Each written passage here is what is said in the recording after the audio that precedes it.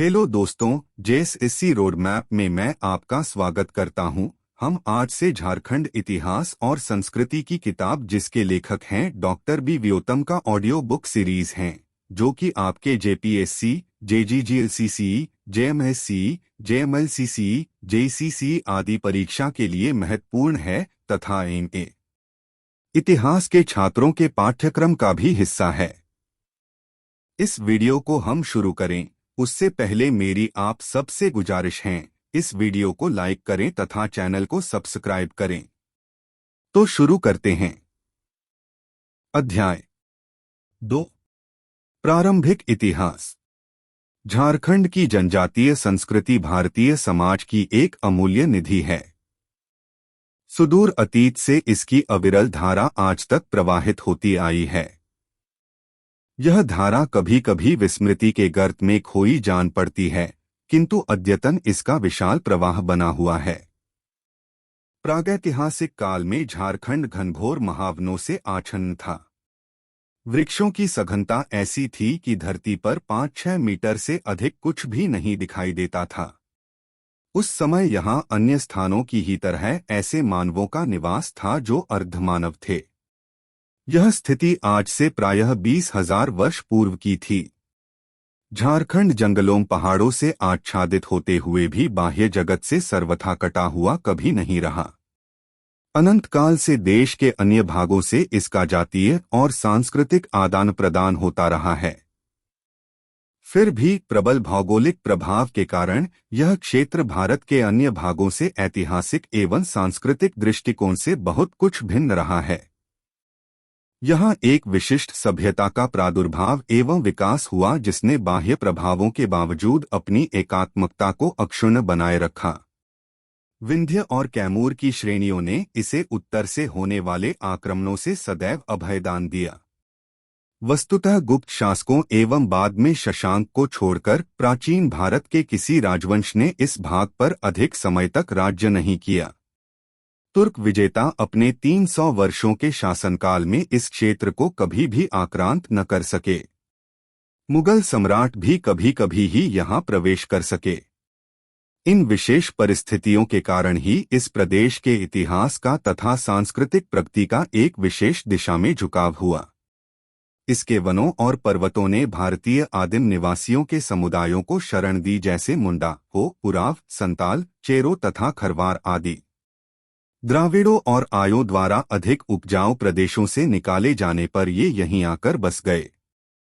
यहाँ उत्तरपाषाण युग के अनेक अवशेष पाए गए हैं।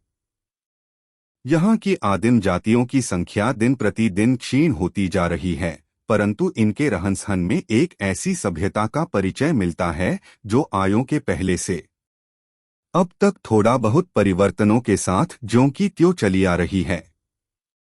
पुनः ऐतिहासिक युग में यहाँ पर कांकजोल शासकों, नागवंशियों, सिन्हों, रक्सेलों तथा चेरों के प्रायः छोटे छोटे स्वतंत्र राज्य ही रहे हैं। इसकी प्राकृतिक बनावट ने स्थानीय स्वतंत्रता के पनपने में सहायता पहुंचाई। पहाड़ी भूमि तथा वनों के कारण यहाँ के निवासी अत्यधिक मितव्ययी, सहनशील, परिश्रमी तथा युद्धप्रिय रहे हैं। मुसलमान आक्रमणों के बाद हिंदू धर्म और संस्कृति के संरक्षकों ने उत्तर भारत से भागकर यहाँ भी शरण लो। पुरातत्ववेत्ताओं ने खोज करके बतलाया है कि झारखंड की अधिकांश जनसंख्या प्रारंभ से ही स्थायी रही है। यहाँ के मुंडा भाषी लोगों एवं द्रविड़ों, उरावों आदि में इतनी समानता है कि इन्हें अलग अलग देखना कठिन है। ये लोग भारत के विभिन्न क्षेत्रों में स्थानांतरित होते रहे और अंततः झारखंड में स्थायी रूप से बस गए। इनका प्रारंभिक इतिहास उत्खनन से प्राप्त प्रमाणों पर आधारित है। इनकी लोक कथाओं से भी थोड़ी बहुत सहायता मिलती है। फिर भी ठोस ऐतिहासिक प्रमाणों के अभाव में इनकी प्रारंभिक अवस्था का क्रमबद्ध वर्णन करना कठिन है।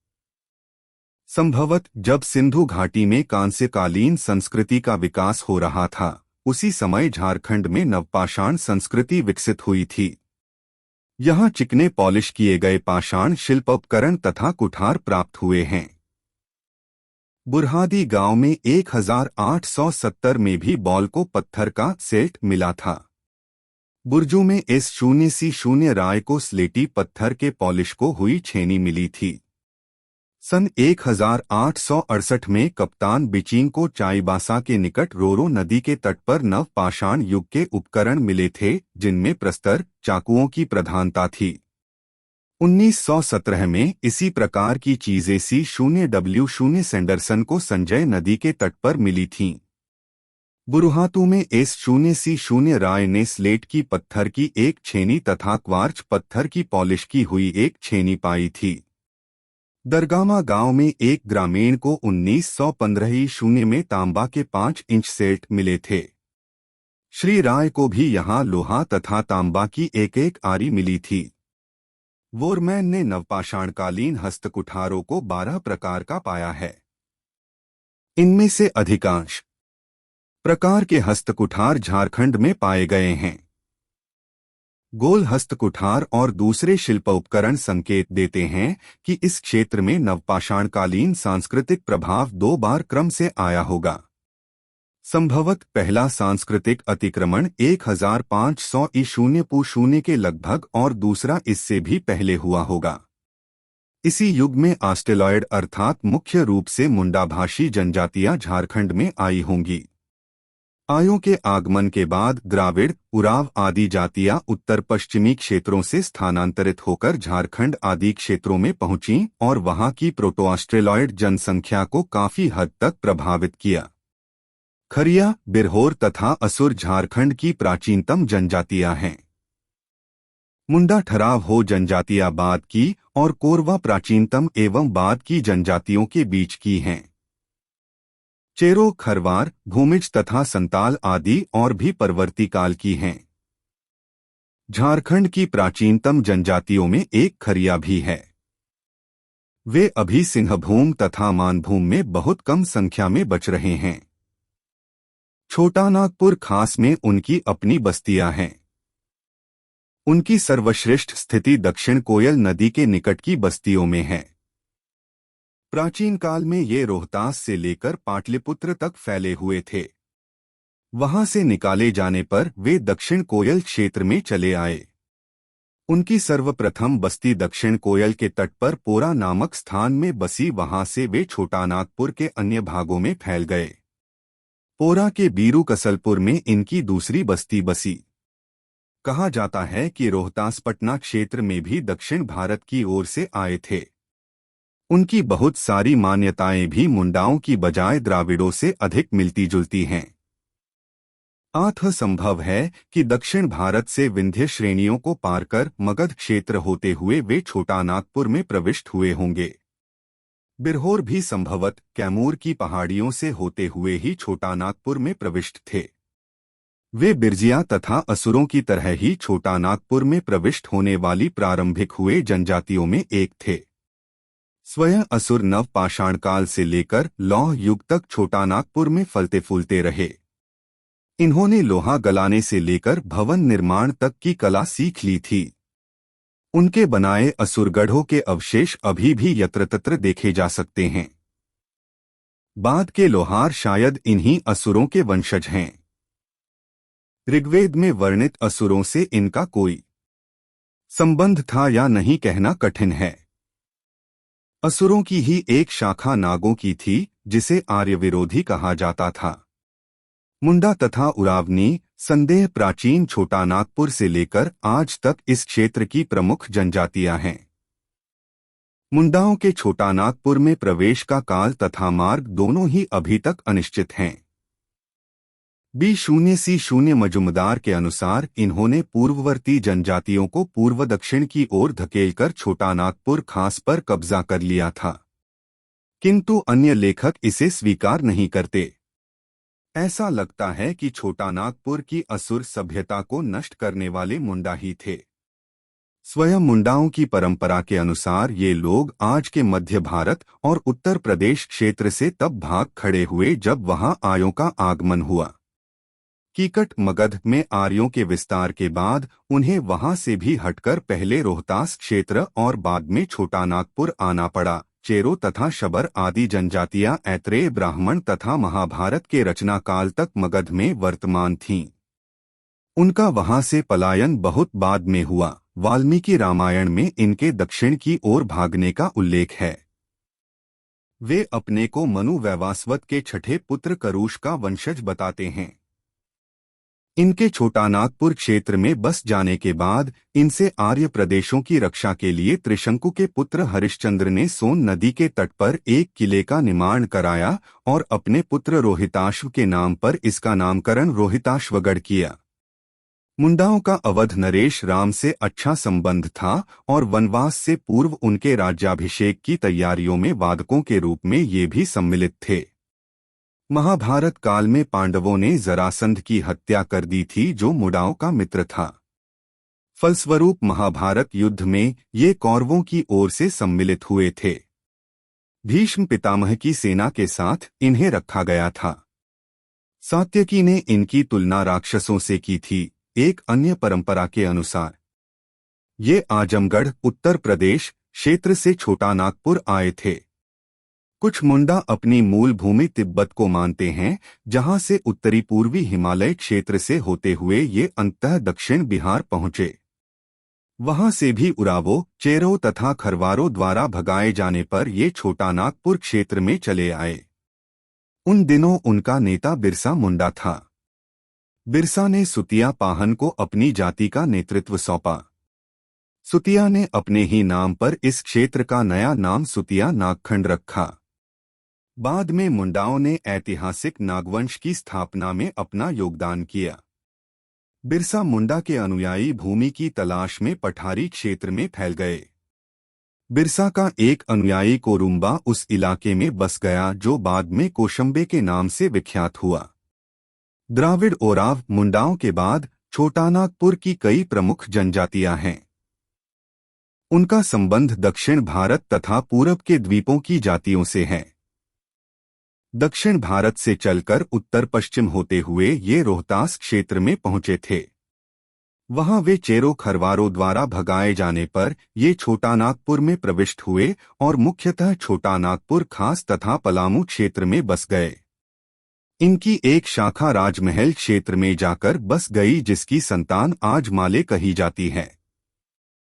छोटानागपुर पहुंचने पर आराव मुंडा लोगों के साथ हेलमेल के साथ रहने लगे।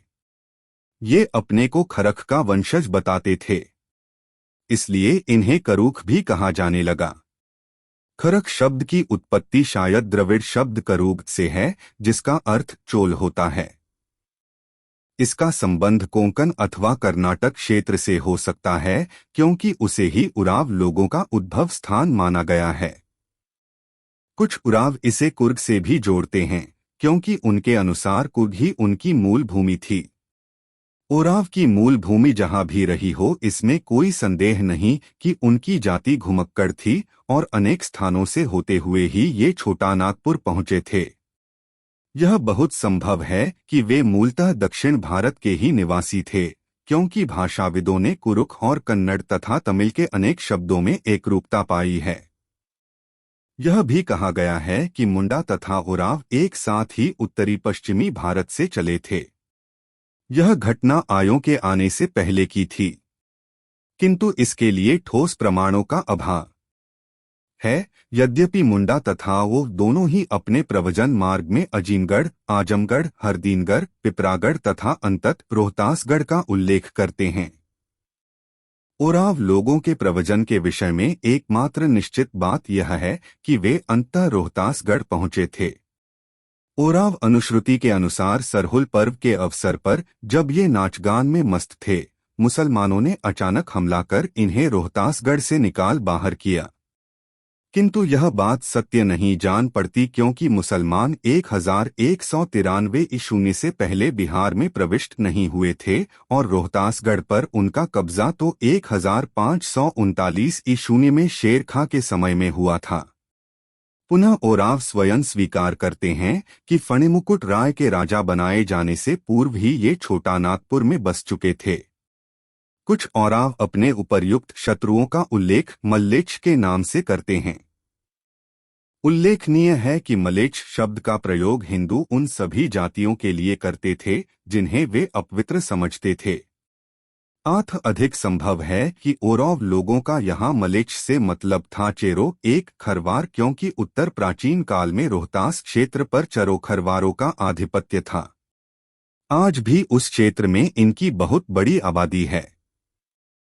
जो भी हो, रोहतास से निकाले जाने पर ओराव दो शाखाओं में बंट गए। एक शाखा गंगा के किनारे किनारे चलती हुई राजमहल की पहाड़ियों में पहुंची और वहीं बस गई। इन्हीं की वंशज वर्तमान मालेर जनजाति हैं। दूसरी शाखा सोन पार कर उत्तरी कोयल की घाटी में प्रविष्ट हुई। कुछ लोग पलामू में बस गए और शेष छोटानागपुर खास आ गए। यहाँ उस समय मुंडाओं की मामूली सी आबादी थी, जिससे इनका संपर्क हुआ। इन दो जनजातियों में पारस्परिक संघर्ष का कोई उल्लेख नहीं मिलता और मुंडा अनुश्रुति के अनुसार मुंडाओं ने इनका खुले मन से स्वागत किया और छोटानागपुर खास में बसने दिया। शर्त केवल इतनी ही थी कि ये मांस खाए और यज्ञोपवीत का परित्याग कर दें। स्वयं ओरावों का कहना है कि उस समय ये मुंडाओं से अधिक सभ्य थे और इन्होंने ही मुंडाओं को हल से खेती करना तथा दोन जमीन को तैयार करना सिखलाया। ओरावों की निरंतर बढ़ती संख्या के दबाव से मुंडा छोटानागपुर खास के उत्तरी पश्चिमी भाग में हटते चले गए। प्राचीन काल में मानभूम और ढालभूम के भूमिज तथा सिंहभूम, मानभूम एवं हजारीबाग क्षेत्र के संताल भी बहुसंख्यक थे। इनकी मिलीजुली संख्या कई लाख की रही होगी। ये सभी आर्य विजेताओं के विरोधी थे। आठ आयों ने इनके लिए स्वान पूजक तथा ब्राह्मण विरोधी आदि शब्दों का प्रयोग किया है। आर्य इन्हें अदर्शनीय, अमानवीय, मांसभक्षक, जीवभक्षक तथा जादूटोना युक्त लोगों के रूप में जानते थे, जो अपना रूप तक बदल सकते थे। 19वीं शताब्दी के मध्य तक बहुत से लोग इनकी जादूटोना वाली शक्ति में विश्वास करते थे और समझते थे कि अपने शत्रुओं को नष्ट करने के लिए ये लोग जादू द्वारा अपने को बाघ भालू के रूप में भी बदल सकते थे। मुंडा ओवों की तरह ही हो भूमिज तथा भूया जनजातियां भी छोटानागपुर में अत्यंत प्राचीन काल से बसी हुई हैं। उनका पूर्वातिहास अंधकार के गर्त में छिपा हुआ है। इनकी अपनी अनुश्रुतियां भी इस अंधकार को भेदने में सहायक नहीं होती हैं। ऐसा लगता है कि दक्षिण बिहार में दूर दूर तक इनकी आबादी फैली हुई थी। अंतत भूमिज मानभूम क्षेत्र में और हो तथा भूया क्रमशः सिंहभूम तथा पलामू क्षेत्र में सिमट कर रह गए और बहुत दिनों तक नवागत लोगों को अपने क्षेत्र में प्रवेश करने से रोकते रहे। किंतु ऐसा लगता है कि सिंहभूम में भी आयों का प्रवेश काफी पहले हो चुका था। चाईबासा शहर को अमरनाथ दास ने कथाकोश में उल्लिखित श्रीवास नगर बतलाया है। श्रीवास का शासक नरवाहन था। उसके पुत्र ललितांग का विवाह चंपा की राजकुमारी से हुआ था। वो भाषा तथा रीति रिवाज की दृष्टि से मुंडाओं से बहुत मिलते जुलते हैं और कहा जाता कि सिंहभूम में प्रवेश करने से पूर्व वे कुछ समय तक छोटानागपुर में खास भी रहे थे, किंतु आयों के बढ़ते प्रभाव तथा उत्पीड़न के फलस्वरूप उन्हें वहां से भी हटना पड़ा। वंश प्रभा लेखन के अनुसार यह घटना 12वीं से 16वीं शताब्दियों के बीच की है। सच्चाई जो भी हो, कोल्हन क्षेत्र को इन्होंने आबाद किया और धीरे धीरे दक्षिण की ओर बढ़ते गए। वहां उन्होंने सरक, भूया तथा धुरवाओं को परास्त किया। भूया सिंहभूम के प्राचीनतम निवासियों में थे। उनकी जाति के विषय में विवाद है। एक उड़िया पांडुलिपि में उन्हें क्षत्रिय कहा गया है, किंतु डाल्टन ने इन्हें द्रविड़ बताया है। ये लोग सिंहभूम में कब प्रविष्ट हुए इस पर भी मतभेद है। वंश प्रभा लेखन के अनुसार 7वीं शताब्दी में इनका सिंह राजाओं से संपर्क हुआ, किंतु धीरज होता के अनुसार ये सुल्तान इल्तुतमिश के समय में भोपाल क्षेत्र से यहाँ पहुँचे थे। उपर्युक्त वर्णन से स्पष्ट है कि 1000 ईशून्य पूर्व तक चेरो खरवारों तथा संतालों को छोड़कर यहाँ उपलब्ध प्रायः सभी जनजातियां छोटानागपुर क्षेत्र में बस चुकी थीं। छोटानागपुर खास में मुंडाओं, उरावों, सिंहभूम तथा हजारीबाग में हो मानभूम में भूमिज, पलामू में ओराव तथा बिरजिया जनजातियों की प्रधानता थी। पूर्व मध्यकाल में हजारीबाग में संताल तथा पलामू में चेरो खरवार आकर बसे। संथाल परगना में संथाल ब्रिटिश काल में आकर बसे, किंतु जैसा कि पहले ही कहा जा चुका है, उत्तरी भारत के आयों से इनका निरंतर संपर्क बना रहा। जब उत्तरी भारत में बौद्ध एवं जैन धर्मों का प्रादुर्भाव हुआ तब झारखंड की जनजातियां भी इनसे प्रभावित हुई। इस समय तक कीकट कहा जाने वाला क्षेत्र वर्तमान रोहतास तथा भोजपुर जिलों तक सीमित रह गया था। शेष दक्षिण बिहार मगध के नाम से विख्यात हो चुका था। आर्य संपर्क जनजातीय धार्मिक विश्वासों एवं मान्यताओं को तेजी से प्रभावित कर रहा था।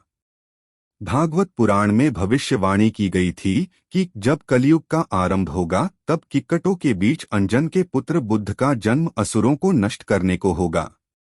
इससे स्पष्ट होता है कि गौतम बुद्ध के जन्म के समय तक मगध में जनजातियों और विशेषतः मुंडाओं, ओरावों, चेरों और खरवारों की अच्छी खासी आबादी थी। यद्यपि अधिकांश मुंडा ओराव झारखंड क्षेत्र में बस चुके थे, यहाँ भी वे बाहरी प्रभावों से बहुत दिनों तक अछूते नहीं रह सके। बौद्ध धर्म का उस क्षेत्र में भी प्रचार प्रसार हुआ जिसे आज संथाल परगना, पलामू, मानभूम, रांची और हजारीबाग कहते हैं। बाद में इस क्षेत्र से बौद्ध धर्म का लोप हो गया, एक अंधयुग आया और झारखंड पूर्व मध्यकाल तक बाहरी जगत से अलग थलग पड़ गया। कम से कम एक लेखक का तो यह विचार है ही कि गौतम बुद्ध का जन्म झारखंड में हुआ था और यह उनकी कर्मभूमि भी था। तर्क प्रस्तुत करते हुए इस लेखक ने पलामू क्षेत्र में उन स्थानों का उल्लेख किया है जो उसके विचार से बुद्ध के जीवन से संबद्ध थे। उसने बुद्ध की अंतिम यात्रा के मार्ग अस्ति वन से कुशीनगर को लातेहार से सतबरवा वाला मार्ग बतलाया है। इस लेखक द्वारा प्रस्तुत मत सचमुच विलक्षण है और पलामू क्षेत्र के कुछ स्थानों के नाम वस्तुतः बुद्ध के जीवन से संबद्ध अनेक स्थानों के नामों से मिलते जुलते हैं, किंतु पुरातात्विक साक्ष्य इसके खिलाफ हैं। वैशाली तथा अन्य स्थानों में हुए उत्खनन से प्राप्त साक्ष्य इस मत का समर्थन नहीं करते हैं। इसलिए इस लेखक के मत को स्वीकार नहीं किया जा सकता। फिर भी इसमें कोई संदेह नहीं कि झारखंड क्षेत्र पर बौद्ध मत का गहरा प्रभाव पड़ा था। अभी भी झारखंड में अनेक स्थानों पर बौद्ध धर्म से संबद्ध अवशेष बिखरे पड़े हैं। सर्वप्रथम पलामू में, जिसे उपर्युक्त लेखक ने बुद्ध का जन्मस्थान बतलाया है, एक गांव है मूर्तियां। इसका शाब्दिक अनुवाद होगा मूर्तियों का गांव। अभी हाल तक वहां अनेक बौद्ध अवशेष बिखरे पड़े थे। इनमें से कुछ रांची विश्वविद्यालय के स्नातकोत्तर इतिहास विभाग के संग्रहालय में देखे जा सकते हैं। इनमें भी विशेष उल्लेखनीय 2 सिंह मस्तक हैं जो सांची स्तूप के द्वारों पर उत्कीर्ण सिंह मस्तकों से काफी मिलते जुलते हैं। करुआ ग्राम में भी एक बौद्ध स्तूप है जिसका विश्लेषण आज तक नहीं किया जा सका है। मल्लों का बौद्ध धर्म के इतिहास में एक विशिष्ट स्थान था। उल्लेखनीय है कि डंडा लखना तथा मरहटिया ग्रामों में अभी हाल तक मल्लों की काफी बड़ी संख्या थी। झारखंड के जिस भाग को आजकल धनबाद जिला कर जाता है का एक महत्वपूर्ण केंद्र था। वहां दालमा और बुद्धपुर में अनेक बौद्ध स्मारक बचे हुए हैं। दालमो सुवर्णरेखा नदी के उत्तरों तट पर स्थित है। यह स्थान दियापुरदालमी के नाम से भी जाना जाता है। T0 बलाश ने यहां 5-7 किलोमीटर क्षेत्र में बोट अवशेष देखे थे। बेगलर के अनुसार ये अवशेष 10वीं शताब्दी के ही बुद्धपुर कलाई नदी के तट पर है। यहाँ एक पहाड़ी को ढलान पर एक प्राचीन मंदिर है जो बुद्धस्वर मंदिर के नाम से विख्यात है। यह ध्वस्त स्थिति में है और स्थानीय लोगों ने इसमें एक शिवलिंग को स्थापना कर ली है। पुरुलिया अब बंगाल में से 40 की 0 दक्षिण पूर्व में पाकवीरा है। 1865 ई0 में R0C0 बोकन ने वहां बौद्ध खंडहर देख थे। पाकबीरा और बारहमसिया गांवों के बीच लायनटोंगरी नामक पहाड़ी है। यहां बेगलर ने कई चैत्यों के अवशेष देखे थे। पुलिया से 6 किलोमीटर दक्षिण में कर्रा ग्राम है। करों से 3 किलोमीटर उत्तर पश्चिम में बोलमारा है। यहाँ एक ऊंची जगह में एक बाग में 1919 ईशून्य में ए शास्त्री ने कई बौद्ध खंडहर देखे थे। वहां काले तथा चिकने पत्थर की 1 मीटर ऊंची मूर्ति थी। यह पूरी तरह खंडित थी। मूर्ति की दोनों बाह टूटी हुई थीं। फिर भी इसकी सुंदरता से शास्त्री अत्यधिक प्रभावित हुए थे। मूर्ति का मस्तक काला तथा अत्यधिक चिकना था। 8 किलो वजन वाला यह मस्तक शास्त्री के अनुसार बुद्ध का था। पूरे चेहरे से पवित्रता झलकती थी। उपर्युक्त मूर्ति से प्रायः 18 मीटर की दूरी पर एक देवी प्रतिमा के ऊपर एक सिंह को सवार दिखाया गया था। सिंह के नीचे दबी देवी अष्टभुजी थी और उसके एक हाथ में तलवार थी। मिट्टी से आधी दबी पड़ी एक पट्टिका पर लिखा था, श्री दानपति साधकस्य। अभिलेख की नागरी लिपि अर्धबंगला जान पड़ती थी। लिपि 1080 ईशून्य की देवपाड़ा प्रशस्ति से काफी मिलती जुलती थी। वर्तमान हजारीबाग जिला में अंड ट्रंक रोड पर बरही के निकट एक गांव है सूर्यकुंड। 4 कृष्ण झरनों के अतिरिक्त यहाँ एक प्राचीन देवस्थल भी है। सन 1918 ईशून्य में F0M0 होलो ने यहाँ 5 तराशे पत्थर देखे थे, जिनमें से एक पत्थर पर बुद्ध की आकृति उत्कीर्ण थी। वर्तमान रांची जिला के खूंटी नगर से 3 किलोमीटर दक्षिण पश्चिम में बेलवादाग ग्राम है। यहाँ एक टील्हा बौद्ध विहार के अवशेष की तरह जान पड़ता है। टील्हा में 2 मीटर भीतर ईंटों की नींव है, जिसके ऊपर कभी एक काफी बड़ी इमारत रही होगी। ईंटों की आकार मौर्यकालीन ईंटों की तरह है। स्वर्गीय S0C0 राय ने इन ईंटों को नापा था। उनके अनुसार ईंटों की औसत आकार 17 inch x 10 inch x 3 inch थी। उल्लेखनीय है कि सांची स्तूप की ईंटों का आकार भी 16 x 10 इंच x 3 इंच है। रांची मुरी रेलमार्ग पर गौतम धारा स्टेशन है। अभी हाल तक जोन्हा जल प्राप्त पहुंचने वाली ढलान पर गौतम बुद्ध की एक प्रतिमा थी। अब किसी ने उसे उठा लिया है। अभी हाल में गुमला जिला के बानो रेलवे स्टेशन से 5 किलोमीटर दूर कटुंगा ग्राम में बुद्ध की एक प्रतिमा मिली है। पुरातत्व विभाग द्वारा चित्रित और पंजीकृत किए जाने के बावजूद यह अभी भी खुले आसमान के नीचे उपेक्षित पड़ी है। जमशेदपुर के निकट पटंबा ग्राम के पास भूला नामक स्थान है। यहाँ अनेक मूर्तियां हैं, जिनमें कम से कम 2 निश्चित रूप से बुद्ध की हैं। ये मूर्तियां अभी तक न तो चित्रित हुई है और न पंजीकृत। ईचागढ़ में एक उच्च माध्यमिक विद्यालय की दीवार में महाश्री तारा की एक सुंदर प्रतिमा काफी दिनों तक जड़ी रही। सन 1984 में इस चित्रित एवं पंजीकृत कर रांची संग्रहालय में ले आया गया। एक सिंह और 2 बाहों वाली महाश्री तारा की यह प्रतिमा व्याख्यान अथवा धर्मचक्र मुद्रा में है। राजलीला मुद्रा में यह प्रतिमा एक सिंहासन पर अवस्थित है। प्रतिमा के मुकुट पर एक आकृति उत्कीर्ण है, जिसे क्षतविक्षत होने के कारण पहचानना कठिन है। प्रतिमा से बाईं ओर एक जाता की आकृति है। दाईं ओर अशोक कांता की आकृति है। प्रतिमा से एक दम्बाया और आर्याजागुली की आकृति है। महामयूरी की भी एक इतनी छोटी आकृति है कि इसके पंखों को पहचान पाना कठिन है। संवेत रूप से यह प्रतिमा कलकत्ता संग्रहालय वालों तारा प्रतिमा से कम आकर्षण है। राजमहल से 28 दूर कांकजोल की उत्तरी सीमा पर गंगा के पास ईंट और पत्थर की बनी एक मीनार थी।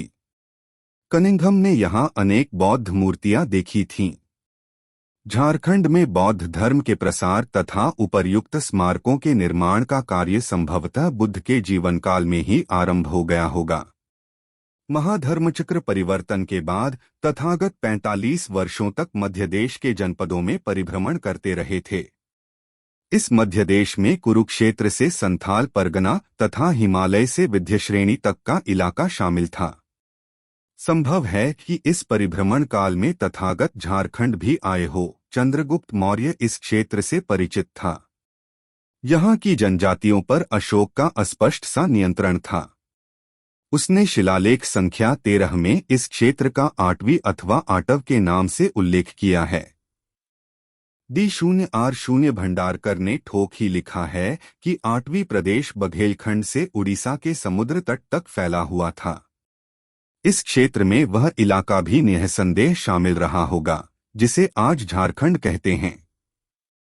उड़ीसा की सीमावर्ती अविजित जनजातियों के विषय में अशोक कलिंग अभिलेख संख्या 2 में कहता है, उन्हें मेरे लिए धम्म का आचरण करना चाहिए जिसमें कि वे लोक तथा परलोक की प्राप्ति कर सकें। उल्लिखित अर्ध स्वतंत्र जनजातियां संभवत झारखंड की थी, जो आटवियों में परिगणित भी अशोक द्वारा भेजे गए धर्म प्रचारक दलों में एक आटव जनजातियों के बीच भी भेजा गया था। इस दल का नेता रक्षित था जो अन्मत्तगीय उपदेश का प्रचारक था। बुद्धघोष ने रक्षित द्वारा उपदेशित क्षेत्र को वनवास कहा है। बिहार में कनिष्क का क्षत्रप वंशकर था। उसने पुलिंदों को बौद्ध धर्म में शामिल किया। कनिष्क के सिक्के रांची जिला में मिले हैं। ऐसा लगता है कि समस्त आटविक क्षेत्र पर उसका नियंत्रण था, किंतु मगध से दक्षिण के वन प्रांतर में जब समुद्रगुप्त का प्रवेश हुआ तब यहाँ बौद्ध धर्म का पराभव शुरू हुआ। जब कट्टर शैव शशांक का बंगाल, बिहार तथा उड़ीसा पर प्रभुत्व हो गया तब उसने बौद्धों का उत्पीड़न शुरू कर दिया। पश्चिम की ओर से हर्ष और पूरब में भास्कर वर्मन द्वारा दबाए जाने पर उसने अपनी राजधानी पौडुवर्धन खाली कर दी और दक्षिण बिहार के पर्वतीय क्षेत्र में चला गया। अब उसकी शक्ति का केंद्र वारुणिका बनी, जिसे इन दिनों बारून अथवा सोनेइस्ट बैंक कहते हैं। शक्ति धर्मावलंबी शशांक की मूर्तिभंजक उग्रता इतनी बढ़ी कि उसने झारखंड के सभी बौद्ध केंद्रों को नष्ट कर दिया। बंगाल के पाल शासकों के समय में वज्रयान बौद्ध झारखंड क्षेत्र में भी फलते फूलते रहे। इसी काल में किसी समय राजरप्पा की छिन्नमस्ता शक्तिपीठ की स्थापना हुई। छिन्नमस्ता बौद्ध वज्रयोगिनी की ही हिंदू रूप हैं। किंतु शीघ्र ही मुस्लिम आक्रमणों के फलस्वरूप बंगाल में बौद्ध मत का विनाश हो गया और सीमावर्ती झारखंड में इसका हिंदुओं की बाढ़ में लोप हो गया। बौद्ध धर्म के साथ साथ जैन धर्म का भी झारखंड में व्यापक प्रचार प्रसार हुआ। जैनियों के 23वें तीर्थंकर पार्श्वनाथ का निर्वाण हजारीबाग जिला की पार्श्वनाथ पहाड़ी पर 8वीं शताब्दी ईशून्य में हुआ था। किंतु मानभूम क्षेत्र जैन मत से विशेष प्रभावित हुआ। अनेक जैन मूर्तियां इस क्षेत्र में पाई गई है। डेविड मकटसियन के अनुसार समृद्ध मंदिरों और मूर्तियों वाले जैन केंद्रस्थल पकबीरा, तुझसामा, देवली, पवनपुर, पलमा, अरशा, चर्रा, गोलमारा तथा अन्य जगहों पर थे। वस्तुतः छोटा नागपुर क्षेत्र में मानभूम जैन सभ्यता एवं संस्कृति का केंद्र था। जैन संस्कृति यहाँ की प्राचीनतम ऐतिहासिक संस्कृति थी। कसाई और दामोदर नदियों की घाटी में जैन अवशेष अभी तक बिखरे पड़े हैं। बड़म, बलरामपुर, कर्रा, परा एवं कतरास में जैनियों के खंडहर दूर दूर तक फैले हुए हैं। प्रमुख नदियों के संगम पर प्राचीन समृद्ध जैनियों ने मंदिरों का निर्माण कराया था। यह इस बात की साक्षी है कि यहाँ कुशल प्रशासन के कारण अमन चैन रहा होगा। इससे भी पहले राध अर्थात पश्चिम बंगाल जैन धर्म का केंद्र था। विनय घोष के अनुसार छोटा नागपुर स्थित पार्श्वनाथ की पहाड़ों जैनियों की प्रमुख पूजा स्थली थी। प्राचीन जैन ग्रंथ आचरंग सूत्र 3री-4थी शताब्दी पूर्व में जैन महावीर के लाभ प्रदेश में परिभ्रमण का उल्लेख मिलता है। वहां उनका अच्छा स्वागत नहीं हुआ जान पड़ता। धृष्ट लोग उन पर कुत्ते छोड़ देते थे और पत्थर मारते थे। यह लाभ शब्द निश्चित हो राध का बिगड़ा रूप है। मानभूम तथा बांकुड़ा क्षेत्र में लाध युक्त कई स्थल नाम हैं, जैसे सुकलाध, लाउलाख, पोदलाख तथा बहुलाथ इत्यादि। आचरंग सूत्र में उल्लिखित धृष्टजन निश्चित ही यहाँ को जनजातियां रही होंगी। संपूर्ण क्षेत्र में जैन केंद्रों के साथ साथ या उन पर थोपे गए ब्राह्मण केंद्र थे।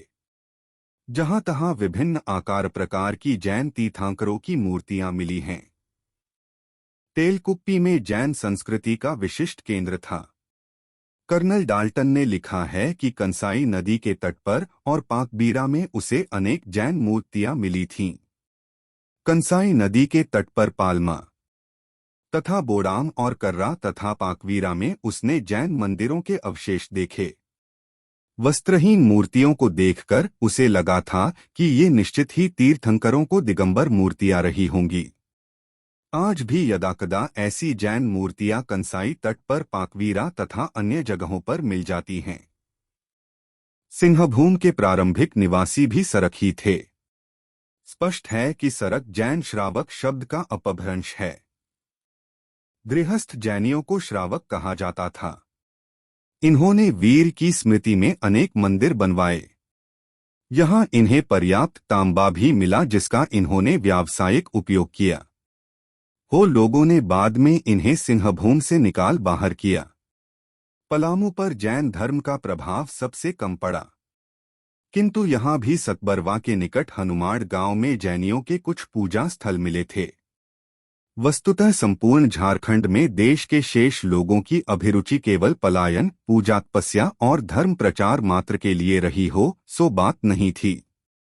यद्यपि यह संपूर्ण क्षेत्र न तो बहुत उपजाऊ था और न यहाँ घनी आबादी थी, फिर भी इस क्षेत्र से होकर पार होने वाले महत्वपूर्ण व्यावसायिक मार्ग ताम्रलिप्ति को पाटलिपुत्र, गया तथा वाराणसी से जोड़ते थे। ताम्रलिप्ति को पाटलिपुत्र से जोड़ने वाला मार्ग रघुनाथपुर, तेलकुप्पी तथा झरिया होकर था। झारखंड के साथ मगध का केवल बौद्ध एवं जैन धर्म के कारण ही संपर्क था, यह बात नहीं थी। नंदों की सेना में झारखंड के सैनिकों के साथ साथ हाथी भी शामिल थे। वस्तुतः मगध की सैन्य सफलता का एक महत्वपूर्ण कारण इसमें शामिल जनजातीय तत्व भी था। कौटिल्य ने कुकुर अथवा कुकुरदेश को एक गणतंत्र बताया है। यह उचित भी है क्योंकि उस समय तक झारखंड के परवर्ती राजवंश का उदय नहीं हुआ था।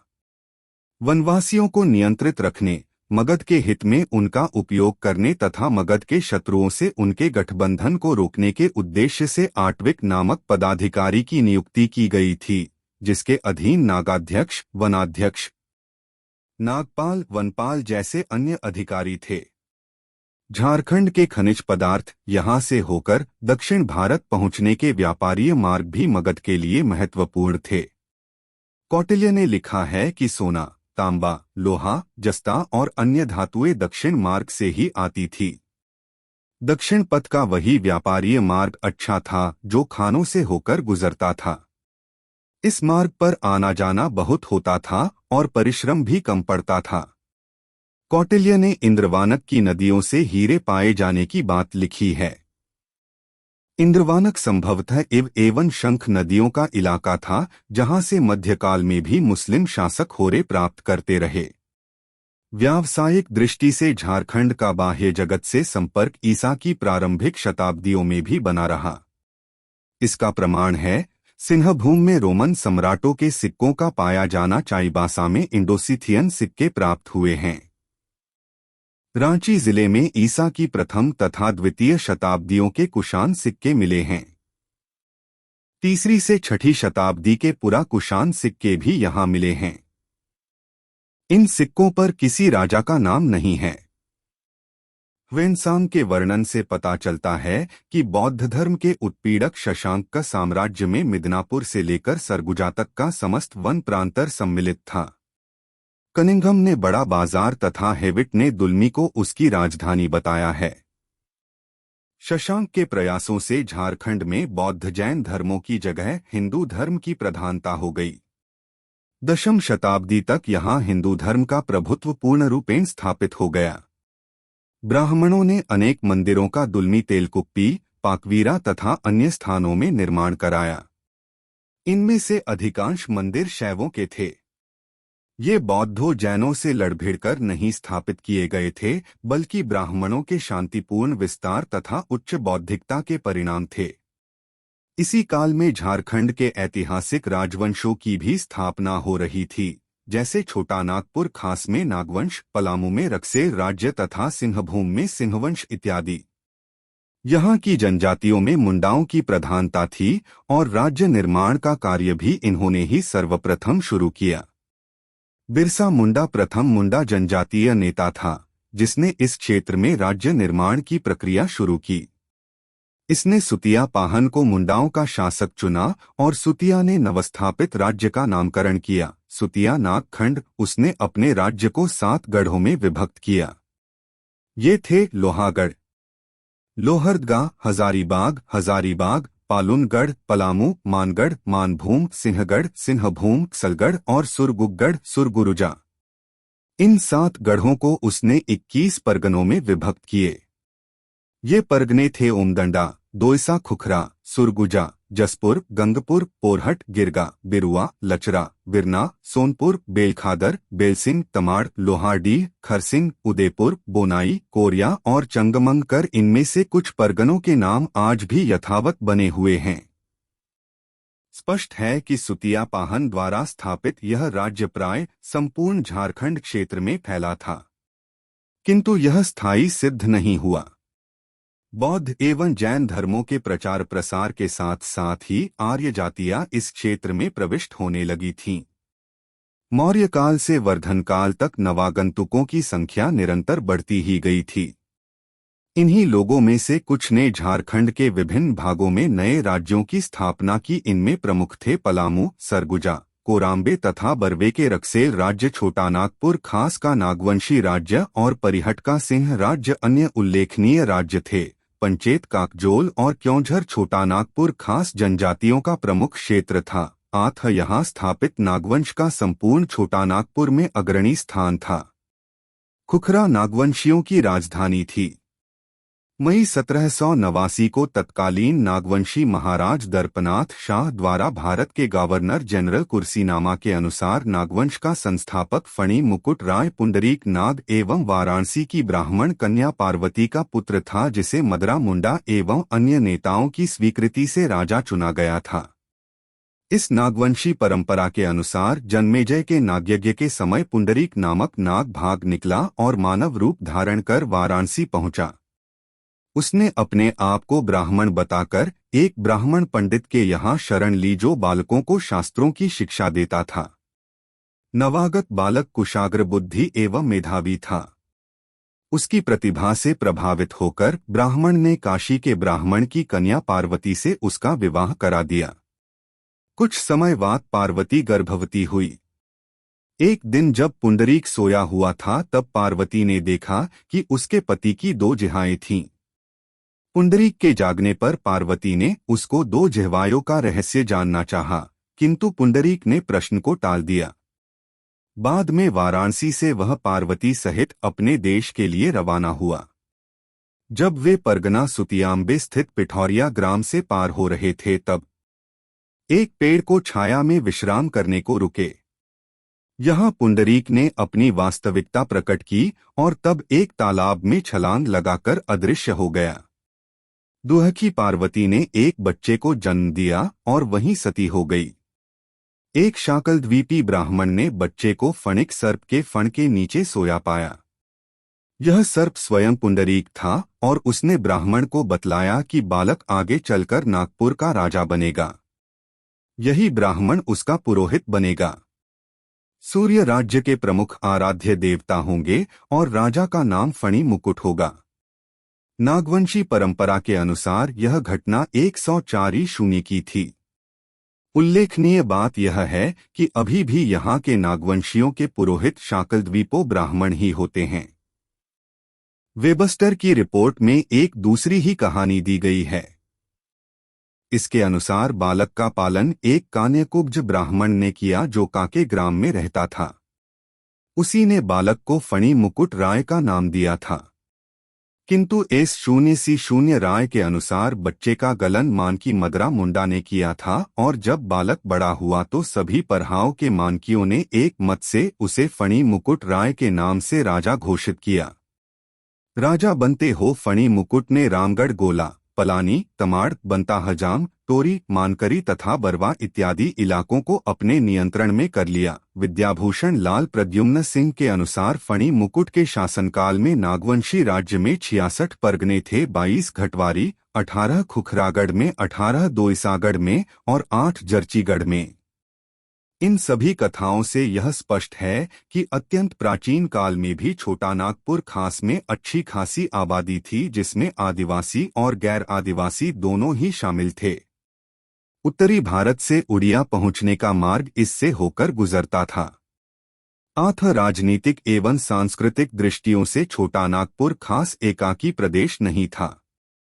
उपर्युक्त कथाओं को ऐतिहासिक दृष्टि से विचित्र, काल्पनिक और अनिश्चित ही कहा जा सकता है। यदि इन पर विश्वास किया जाए तो फणी मुकुट राय काल्पनिक व्यक्ति ही सिद्ध होगा, किंतु इन कथाओं का अन्य ज्ञात तथ्यों के संदर्भ में विश्लेषण किया जाए तो फणी मुकुट राय तथा नागवंश के आरंभ की संभावित तिथि का निर्धारण किया जा सकता है। नागवंशी राजाओं की कुर्सीनामा के अनुसार इस राजवंश का आरंभ पहली शताब्दों में ही हो गया था। यह सही नहीं जान पड़ता। कुषाण एवं गुप्तकालीन ऐतिहासिक स्रोतों में इस वंश का उल्लेख नहीं मिलता। पुनः नागवंशी कुर्सी नाम में कुछ राजाओं का शासनकाल असाधारण रूप से बड़ा बताया गया है।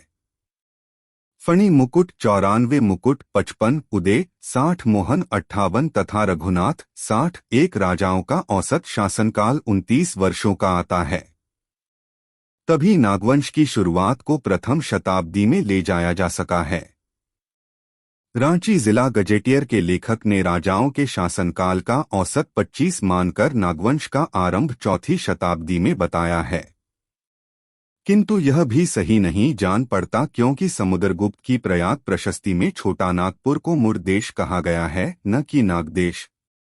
यदि उस समय तक नागवंशियों ने यहाँ अपना राज्य कायम कर लिया होता तो प्रयाग प्रशस्ति में उनका उल्लेख अवश्य रहता। यह इसलिए भी कि अपने दक्षिण अभियान के दरमियान समुद्रगुप्त छोटा नागपुर खास होकर पार हुआ था।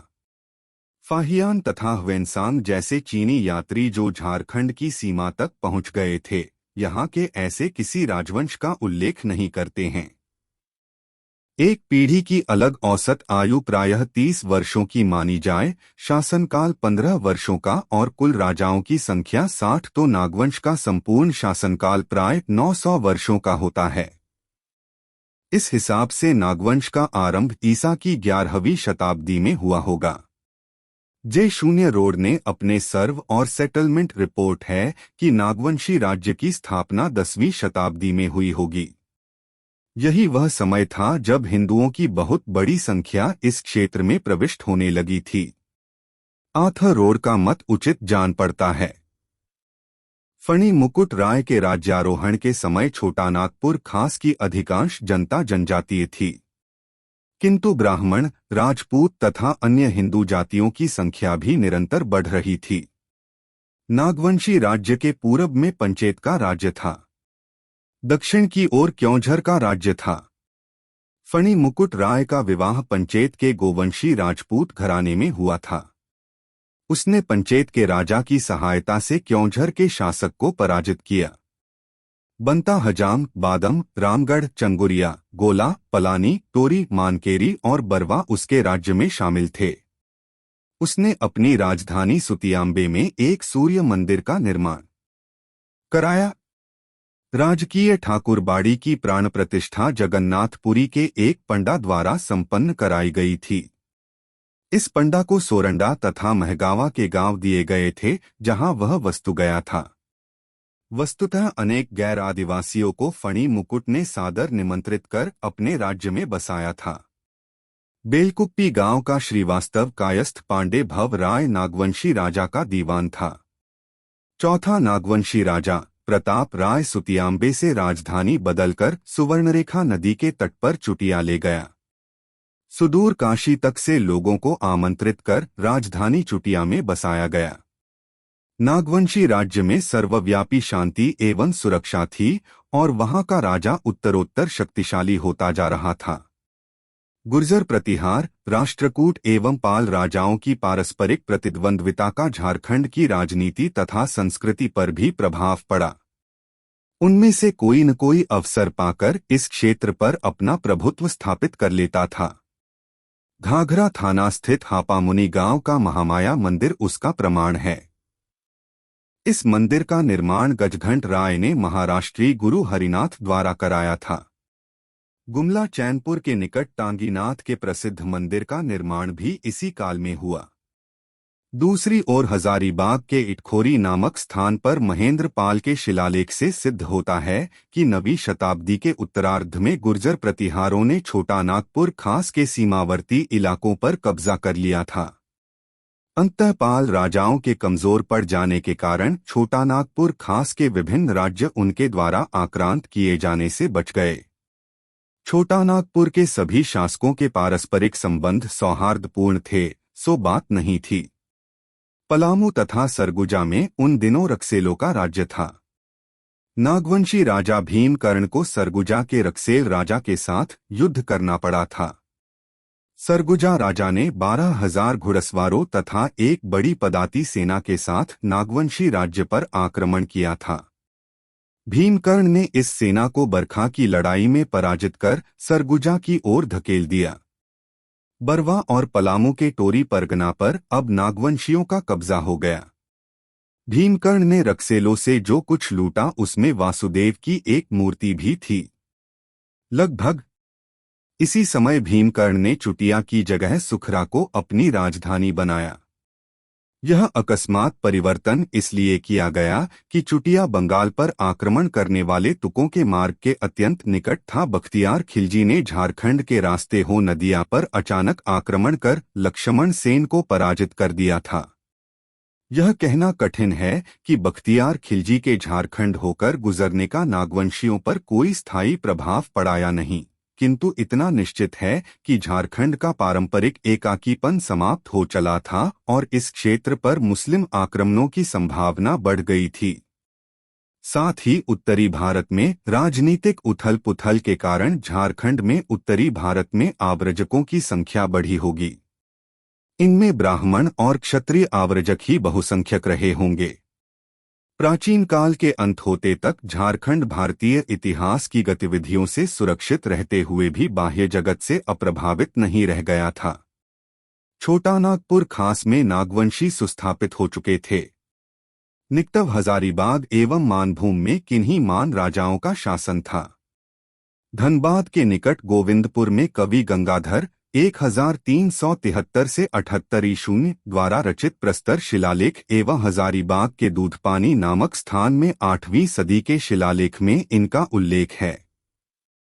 प्रसिद्धि यह भी है कि मानभूम को शवर जाति अपनी नारियों पर मान राजाओं के अत्याचार के कारण ही पंचेत आकर बस गई थी। 10वीं शताब्दी के भूमिज स्वराज्य आंदोलन का प्रमुख कारण संभवतः मान राजाओं का अत्याचार ही था। संथाल परगना क्षेत्र में कांकजोल का राज्य नष्ट हो चुका था और राजमहल का इलाका उजाड़ हो गया था। पूर्व मध्यकाल में रामगढ़, कुडा, केंदी, छह तथा खड़गड़िया उस क्षेत्र प्रमुख राज्य थे जो आज हजारीबाग, चतरा, गिरिडीह, कोदरमा और बोकारो जिला में शामिल हैं। रामगढ़ राज्य की स्थापना 1368 ईशून्य के लगभग बाघदेव सिंह ने की थी। अपने बड़े भाई सिंहदेव के साथ वह नागवंशी महाराजा की सेवा में था। कालांतर में दोनों भाइयों का अपने स्वामी से मतभेद हो गया और वे बड़कागांव क्षेत्र में परगना कर्णपुरा चले आए। स्थानीय राजा को पराजित कर उन्होंने कर्णपुरा पर अधिकार कर लिया। धीरे धीरे उन्होंने अन्य 21 परगनों पर कब्जा कर लिया। बापदेव सिंह की राजधानी सिसिया में थी। बाद में राजधानी बदलकर पहले उर्दा, फिर बाद तथा अंत में रामगढ़ चली गई। कहा जाता है कि खड़गड़िया राज्य की स्थापना 15वीं शताब्दी में हुई। दक्षिण भारत से आए हंसराज देव नामक व्यक्ति ने इसकी स्थापना की। उसने बंदावत जात के एक शासक को परास्त कर गया तथा हजारीबाग के बीच 90 किलोमीटर लंबे क्षेत्र पर अधिकार कर लिया। इस राज परिवार ने उत्तरी बिहार के ब्राह्मण जमींदार परिवारों से वैवाहिक संबंध स्थापित किए। निकटवर्ती पलामू के दक्षिणी पूर्वी भाग पर रक्सेलों का आधिपत्य था। ये अपने को राजपूत कहते थे। उनका शासन दीर्घकाल तक बना रहा। बाद में वे चेरा द्वारा अपदस्थ किए गए। कई शताब्दी पूर्व कुंदरी, वर्तमान लेस्लीगंज थाना के अंतर्गत के एक रक्सेल शासक ने सरगुजा पर आक्रमण कर उस पर अधिकार कर लिया था। ऐसा लगता है कि इस काल में खरवार, गौड़, मारह, कोरवा, परहिया तथा किसान पलामू की प्रमुख जनजातियां थीं। इनमें खरवारों की संख्या सर्वाधिक थी और सरगुजा से लगे पहाड़ी क्षेत्र पर इनका एकाधिकार था। इनकी कुल आबादी प्राय 90,000 थी। जपला क्षेत्र में प्रताप धवल नामक खरवार शासक महाप्रतापी सिद्ध हुआ। इसके कई शिलालेख तिलौघु 1158 ईशून्य, फुलवारी 1169 ईशून्य तथा ताराचंडी 1169 ईशून्य आदि स्थानों में मिले हैं। लगभग इसी समय दहला के कलचुरियों ने पलामू के कुछ सीमावर्ती इलाकों पर कब्जा कर लिए था, किंतु पलामू के शेष भाग में रक्सेलों की हो प्रधानता थी। वे राजपुताना से रोहतासगढ़ होते पलामू पहुंचे थे। पलामू में प्रविष्ट होने से पहले वे 2 दलों में बंट गए थे। एक दल हरिहरगंज तथा महाराजगंज होता हुआ देवगन में आकर बस गया। दूसरा दल चतरापांकी होता हुआ कुंडेलवा में आकर बसा। रक्सेलों ने देवगन तथा कुंडेलवा में किले बनवाए और इन्हें अपना मुख्यालय बनाया। 16वीं शताब्दी के प्रारंभ में चेरों के आगमन तक पलामू में रक्सेलों की ही प्रधानता बनी रही। उत्तरी पश्चिमी पलामू में माह जाति की प्रधानता थी। माह उराओं के साथ दक्षिण भारत से चलकर रोहतास होते हुए पलामू पहुंचे थे। यहाँ वे सोन तथा कोयल नदियों के किनारे किनारे बस गए। 14वीं शताब्दी में बेलोजा से गढ़वा तक का संपूर्ण इलाका उनके कब्जे में था। उस क्षेत्र में 18वीं शताब्दी के पूर्वार्ध तक उनकी प्रधानता बनी रही। तरहसी, मानकरी, अमरोरा, मोखापी, गढ़वा, डंडा, लखना, मरहटिया, कुटम, करुआ तथा पंचपड़िया आदि गांवों में उनकी बस्तियों के अवशिष्ट चिन्ह अभी भी देखे जा सकते हैं। पूर्व मध्यकाल के आरंभ तक मानभूम क्षेत्र में मान राजाओं को शक्ति का ह्रास होने लगा था। मान राज्य कई छोटी छोटी टुकड़ियों में बंट गया। इनमें पाटकुड़ी, नावागढ़, कतरास, झरिया तथा टुंडी के प्रमुख अपने को राजा कहते थे, यद्यपि ये सभी रामगढ़ राज्य के अधीनस्थ थे। पाटकुम के दियर राजा अपने को विक्रमादित्य का वंशज बतलाते थे। फरिया के आसपास का क्षेत्र अब झारखंड के नाम से विख्यात होने लगा था। मानभूम क्षेत्र में पंचेत राज्य सर्वाधिक शक्तिशाली था। इस राज्य की उत्पत्ति और स्थापना के विषय में एक अनुश्रुति प्रचलित है। काशीपुर का राजा अनीत लाल अपनी रानी के साथ जगन्नाथपुरी की यात्रा पर निकला था। उसकी रानी ने अरुण बन, आधुनिक पंचेत में एक बच्चे को जन्म दिया। राजा रानी के बच्चे के कारण रुकना उचित नहीं समझा और उसे छोड़कर ठाकुरद्वारा जगन्नाथपुरी की ओर बढ़ गए। शिकारियों का एक दल बच्चे को पावापुर ले आया। जब यह बालक बड़ा हुआ तब लोगों ने उसे पहले माझी, गांव अथवा कुटुंब का मुखिया और बाद में परगना चौरासो शिखरभूम का राजा चुन लिया। उन्होंने राजा के लिए पंचेतगढ़ का निर्माण किया और उसे जात राजा कहने लगे। राजा ने कपिला गाय की पूंछ को राजचिह्न के रूप में स्वीकार किया, इसलिए उसे चैवरबद्ध राजा भी कहा जाने लगा और गाय की पूंछ अथवा चवर स्थायी रूप से पंचेत राज्य का राजचिह्न बन गया। एक अन्य कथा के अनुसार काशीपुर के राजा ने नवजात शिशु को जानबूझकर नहीं छोड़ा था, बल्कि वह बालक राजा के हाथी से अनजाने ही गिर गया था। राजा रानी ने उसे मृत समझकर उसका परित्याग कर दिया था। तभी कपिला गाय आई और उसने बच्चे को दूध पिलाया। वह गाय कपिला पहाड़ में रहती थी और प्रतिदिन बालक को दूध पिलाने आती थी। बड़ा होकर भी यह बालक कपिला गाय के साथ जंगल में घूमता रहता था। अंततः वह राजा बना और उसने पंचकोट के किले का निर्माण कराया, क्योंकि उसका चुनाव 5 राजाओं ने मिलकर किया था। आठ नवनिर्मित किला पंचकोट कहा गया। राजा गोमुखी राजा के नाम से विख्यात हुआ। उसके उत्तराधिकारी के शासनकाल में बीरभूम के राजा ने पंचेत पर आक्रमण किया और एक बालक को छोड़कर राजकुल के सभी सदस्यों की हत्या कर दी। सूरी लड़िया के प्रमुख ने बच्चे को एक पीपे में छिपाकर बचा लिया। इसी बच्चे ने बड़े होकर अपना खोया हुआ राज्य पुनः प्राप्त कर लिया। सिंहभूम को पोरहट के सिंह राजाओं की भूमि कहा गया है। सिंह वंश के सदस्यों का कहना है कि वे हो जाति के आगमन से पहले ही अपने राज्य की स्थापना कर चुके थे, किंतु हो इसका प्रतिवाद करते हैं। उनके अनुसार इस क्षेत्र का नामकरण ही उनके देवता सिंगबोंगा के नाम पर हुआ है। स्पष्ट है कि दोनों ही मत सही नहीं हो सकते हैं। यदि प्रमाणों का गौर के साथ विश्लेषण किया जाए तो हो लोगों की बात ही सही जान पड़ती है। संपूर्ण छोटा नागपुर में जनजातियां पर्वतों पहाड़ों का नामकरण अपने देवी देवताओं के नाम पर करती हैं। इसलिए बहुत संभव है कि अपने निवास स्थल का नामकरण भी इन्होंने अपने सर्वोच्च देवता सिंहबोंगा सूर्य के नाम पर किया हो। फारसी ग्रंथों में इस क्षेत्र का सर्वप्रथम उल्लेख शम्स-ए शिराज अफिफ लिखित तारीख़ फिरोजशाही में मिलता है। शिराज लिखता है कि जाजनगर, उड़ीसा के राजा के विरुद्ध अपने अभियान के बाद सुल्तान फिरोज तुगलक इस क्षेत्र से होकर वापस लौटा। रास्ता भूल जाने के कारण उसकी खोज के लिए दिल्ली से एक खोजी दल को भेजना पड़ा था। बाद में काला पहाड़ 12,000 घुड़सवारों के साथ इस क्षेत्र से पार हुआ था।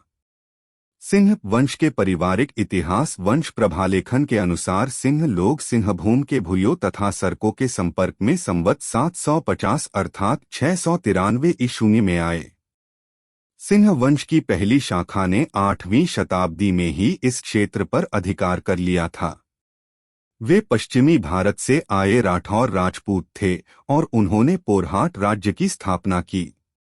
उन पर बहुत दिनों तक छोटा नागपुर खास के नागवंशियों का प्रभाव बना रहा। दुर्भाग्यवश सिंह वंश की पहली शाखा के क्रियाकलाप का कोई वर्णन उपलब्ध नहीं है। फिर भी जान पड़ता है कि उनका शासन संभवत 13वीं शताब्दी के प्रारंभ तक चलता रहा।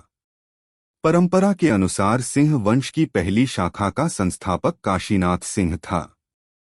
उसके बाद 13 राजाओं ने शासन किया। सन 1910 ईशून्य में L0S0S0 ओमाली ने लिखा था कि पोरहाट राज परिवार ने 52 पीढ़ियों से सिंहभूम पर शासन किया था। एक पीढ़ी को यदि 25 वर्षों का माना जाए तो 52 पीढ़ियों का समय होगा 1300 वर्ष। यदि ओमाली के लिखने 1910 के 1300 वर्ष पूर्व सिंहवंश की स्थापना हुई तो इसका अर्थ होगा कि इस वंश का आरंभ 610 ईशून्य में हुआ था। वंश प्रभा लेखन के अनुसार यह तिथि 693 ईशून्य थी, जो लगभग सही जान पड़ती थी। पोरहाट राजवंश की उत्पत्ति के विषय में कई अभिमत प्रकट किए गए हैं। एक कथा के अनुसार एक भुरिया ने पेड़ काटते हुए उसके खोखर से एक लड़का प्राप्त किया। यह बालक आगे चलकर भुरिया जाति का प्रमुख बना। दूसरी परिस्थितियां भी सिंह वंश के संस्थापक तथा भुरिया जाति के निकट संबंध की ओर इंगित करती हैं। उसके द्वारा पूजित पौरी देवी और क्योंझर के भुइयों लोगों द्वारा आराध्य ठकुरानी माई में बड़ी समानता थी। मेवाड़ का एक सामंत पुरी की यात्रा करते हुए एक भुइया महापातर को अपने ज्ञान तथा संपदा से इतना प्रभावित किया कि वहां के लोगों ने उसे अपना राजा चुन लिया। कुछ समय बाद पूर्वी सिंहभूम की भुइया जाति और कोल्हन के लड़ाका कोलों के बीच लड़ाई छिड़ गई। नए राजा ने इस लड़ाई में भाग लिया और भुइया तथा लड़ाका कोलों दोनों पर ही अपने आधिपत्य का दावा किया। W0W0 इंटर के अनुसार इस बात में संदेह है कि लड़ाका कोलों ने पोरहाट राजा का आधिपत्य स्वीकार किया था। यह संदेह निराधार है क्योंकि 1818 ईशून्य में मेजर रफसेज ने लिखा था कि उस वर्ष से केवल 50 वर्ष पहले से लड़ाका कोल पोरहट राज्य अथवा सिंहभूम के अन्य जमींदारों के नियंत्रण से मुक्त रहे थे। इसमें कोई संदेह नहीं कि हो जाति की स्वतंत्र तथा विद्रोही प्रकृति के बावजूद हो किसी न किसी रूप में पोरहट राजा के मातहत थे। यह दूसरी बात है कि यह पराधीनता केवल नाम मात्र की थी। सिंहभूम के सिंह राजाओं की दूसरी शाखा का शासन 1205 ईस्वी में शुरू हुआ। इस शाखा का पहला शासक दर्प नारायण सिंह था। उसकी मृत्यु के बाद युधिष्ठिर शासक बना और 1262 से 1271 ईस्वी तक शासक करता रहा। उसके बाद उसका पुत्र काशीराम सिंह राजा बना। उसी के शासनकाल में बनाई क्षेत्र में पोरहाट के नाम से नई राजधानों की स्थापना हुई। काशीराम सिंह का उत्तराधिकारी अच्युत सिंह था। उसी के समय में राज्य की अधिष्ठात्री देवी के रूप में पौरी देवी की प्राण प्रतिष्ठा की गई। इस वंश का पांचवां शासक त्रिलोचन सिंह था। उसके बाद अर्जुन सिंह प्रथम राजा बना। जब वह बनारस से तीर्थाटन कर लौट रहा था, अनजाने ही मुसलमानों के हाथ में पड़ गया। वे उसे पकड़कर कटक ले गए, किंतु कुछ समय बाद अपने 32 अनुयायियों के साथ उसे सिंहभूम लौट जाने दिया गया। इस वंश का 13वां राजा जगन्नाथ द्वितीय उत्पीड़क स्वभाव का था। उसके उत्पीड़न से तंग आकर भुरिया लोगों ने विद्रोह कर दिया। कृष्ण सिंह, अजय सिंह, शिकार सिंह, दयार सिंह, मान सिंह, अजय सिंह द्विताय, शिव नारायण सिंह, लक्ष्मी नारायण सिंह और चित्र सिंह बाद में क्रमशः राजा बने। उनका शासनकाल प्रायः घटनारहित था और उनके विषय में कोई उल्लेखनीय जानकारी उपलब्ध नहीं है। पूर्वी सिंहभूम के ढालभूम क्षेत्र में ढाल राजाओं का शासन था।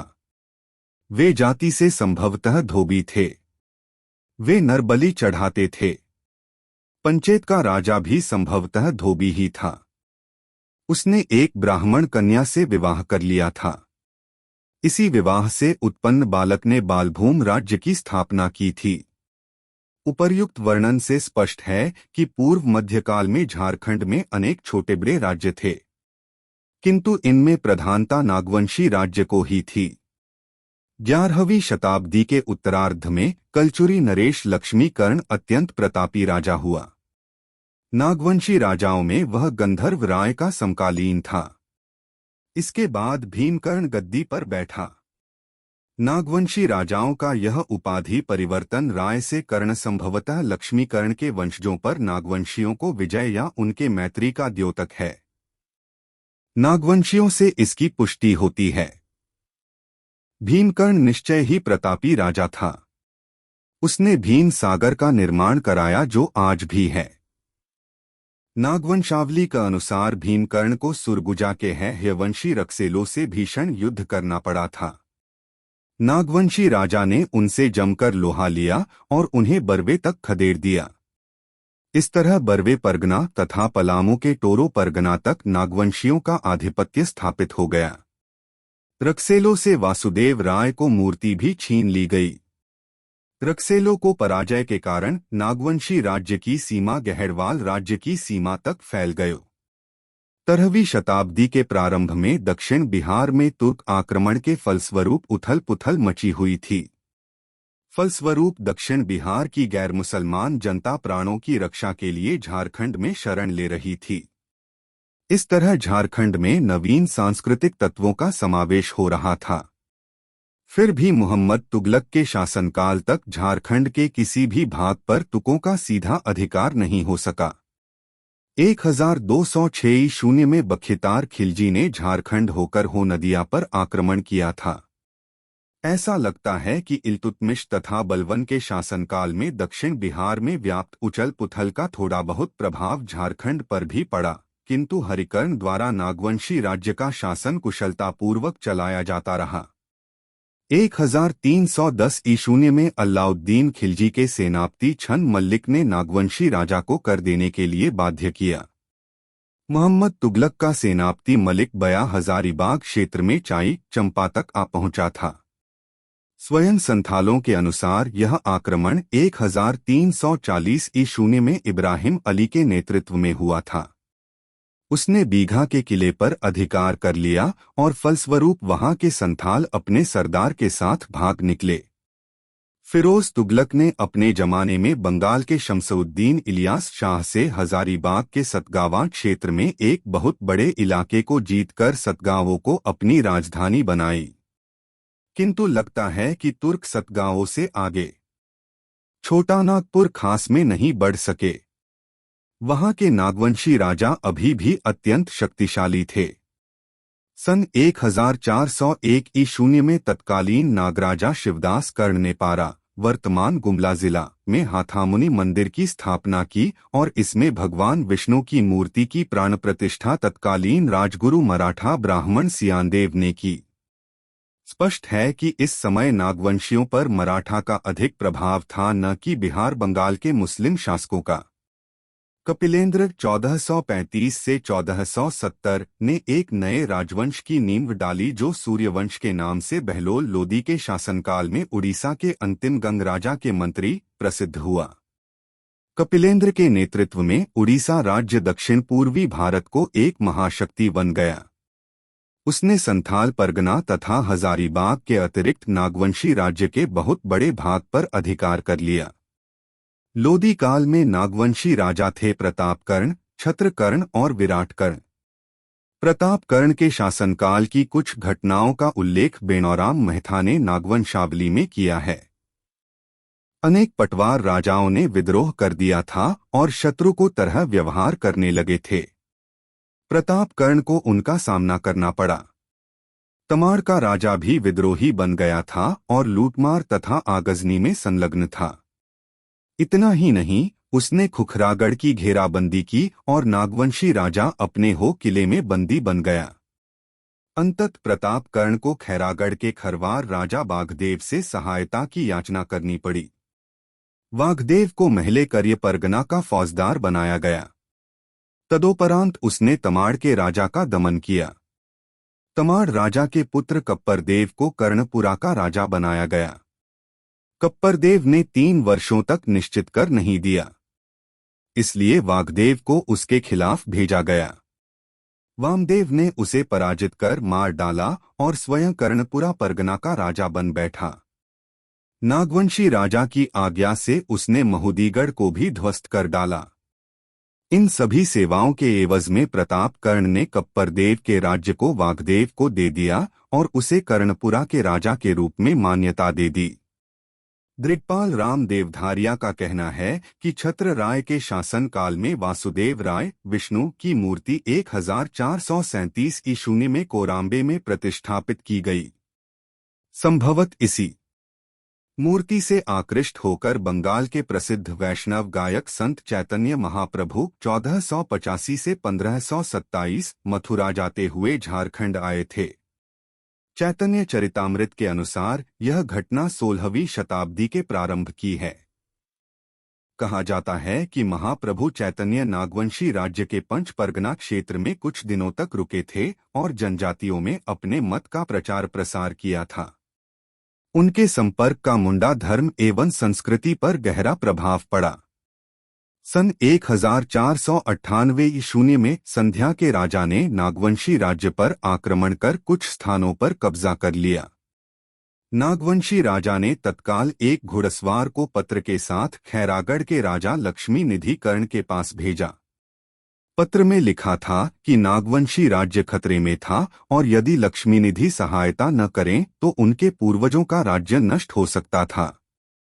पत्र मिलते ही खरागढ़ का राजा अपनी सेना के साथ मंडला के लिए रवाना हो गया, क्योंकि वहां से और भी सैनिक सहायता मिलने की आशा थी। दोनों राज्यों की सम्मिलित सेना के साथ वह आगे बढ़ा, किंतु मार्ग में ही अस्वस्थ हो जाने के कारण सेना का नेतृत्व उसने अपने प्रमुख सेनापति को सौंप दिया। खैरागढ़ की सेना के आ जाने मात्र से नागवंशी सैनिकों का हौसला बहुत बढ़ गया और उन्होंने शीघ्र ही अपने शत्रुओं को परास्त कर दिया और खोए हुए प्रदेशों को वापस ले लिया। खैरागढ़ के सैनिकों की बहादुरी तथा कुशलता से प्रसन्न होकर नागवंशी राजा ने उन्हें समुचित पुरस्कार दिए और आदरपूर्वक स्वदेश भेज दिया। पूर्व मध्यकाल में संथाल परगना क्षेत्र का आर्थिक एवं सैनिक दृष्टि से महत्व बढ़ गया। एक ओर राजमहल की पहाड़ियों एवं दूसरी ओर गंगा के बीच स्थित होने के कारण सकरी गली का सामरिक महत्व था। पश्चिम से बंगाल आने जाने वाली फौजें वहां से पार होती थीं। आठ बंगाल का शासक अपनी फौजें यहां रखते थे। तेलियागढ़ी का दुर्ग इसी युग में बना होगा, यद्यपि इसका प्रथम लिखित उल्लेख चैतन्य चरितामृत में मिलता है। उपर्युक्त वर्णन से स्पष्ट है कि यदाकदा हुए बाह्य आक्रमणों के बावजूद संपूर्ण झारखंड पूर्व मध्यकाल में सदैव स्वतंत्र बना रहा। वीरभूम राजा द्वारा सिंहभूम, मलिक बया द्वारा हजारीबाग तथा कपिलेंद्र द्वारा संथाल परगना पर हुए आक्रमणों का कोई स्थायी प्रभाव नहीं पड़ा। संपूर्ण उत्तरी भारत के मुसलमानों द्वारा पदाक्रांत किए जाने पर भी झारखंड की स्वतंत्र सत्ता अक्षुण्ण बनी रही। इसी के साथ यह अध्याय समाप्त होता है। उम्मीद करते हैं कि आपको यह वीडियो पसंद आया होगा। अगर आपको यह वीडियो अच्छा लगा तो इसे लाइक करें, कमेंट करें, शेयर करें तथा हमारे चैनल को सब्सक्राइब करें।